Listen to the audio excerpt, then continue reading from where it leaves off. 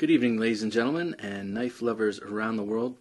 This right here is my Kershaw Lifter, one of the new knives in the 3-knife Blackwash series by Kershaw. And it is by no means the only knives that they blackwash, but they're just calling this the Blackwash series.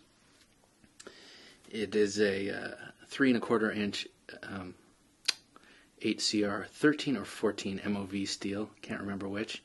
The handle is a stainless steel liner lock. Overall it's 7 7/8 inches, and it's got an assisted opening, speed safe mechanism inside for deployment. As you can see, the blade is well, in my opinion, a very beautiful recurved tanto with a hollow grind, and including this portion here. This blade is the reason I got this knife. I love the Blackwash finish that Kershaw is putting out on their knives, so that helped. But I saw that blade and I saw the price, and I just had to have it. I just think it's a very, very attractive shape. It's called the Lifter, which is just kind of a, I don't know, kind of a goofy name for this knife. I think it should be like the Mako or the Annihilator, or I don't know, something a little more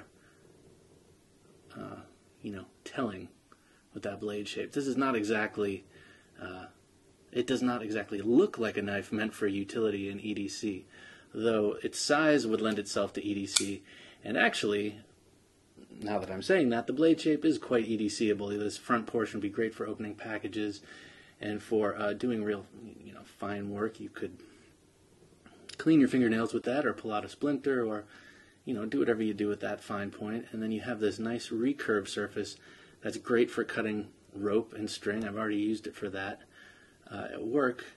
And you've got this choil you can choke up and do some smaller work with. So I guess I need to eat my words ever so slightly and say that yes, it is EDC-able, and it could be very effective as such, but to me it looks like a weapon, and that's why I got it. The speed safe deployment system on this works great. It is really hard. It's kicking back hard, and I wonder if that has anything to do with the solidity and weight of the stainless steel handle. I think it's 410 stainless steel, and that could be because some of the speed safes I have, I guess it's with the larger blades, come out a little slower. And I'm not a huge assisted fan, but I can get down with it. It depends on the knife and my mood. Speed safe on this, like I said, works beautifully. You've got this cool hole here in the blade, which I think is to lighten the blade and for aesthetics, but I think it's good for opening it reverse.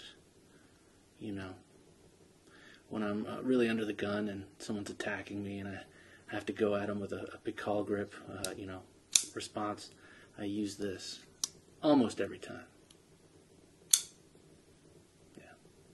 Yeah, that's what I do. You've got this kind of cool looking pivot that's reminiscent of the new injection knives, or I guess relatively new. I guess they're a year old now. You've got some nice jimping on the handle, which actually, it works fine. In conjunction with the flipper tab / integral guard here, it helps. If in case you had to thrust or push into something, this would stop you from traveling up. One unfortunate bit about this knife is it's tip down only, but for 20 bucks you can't expect much, and I think they've delivered quite a bit for 20 bucks. You've got a very solid frame lock. The lockup is very nice.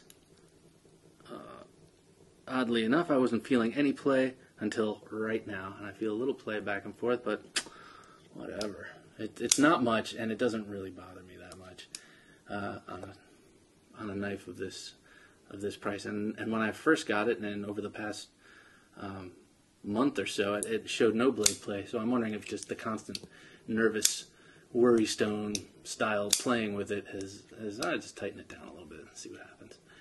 You've got a lanyard slot, pretty generous for hollowed out 550 cord. You've got the Hinderer over travel, a nice little benefit on such an inexpensive knife. Yeah. solid stainless steel. These little milled-in grooves, I think, are very attractive and remind me a little bit, just a little bit. They're reminiscent of the that triple-aught design knife. Can't remember what it's called, but I lust over it every once in a while on the forums.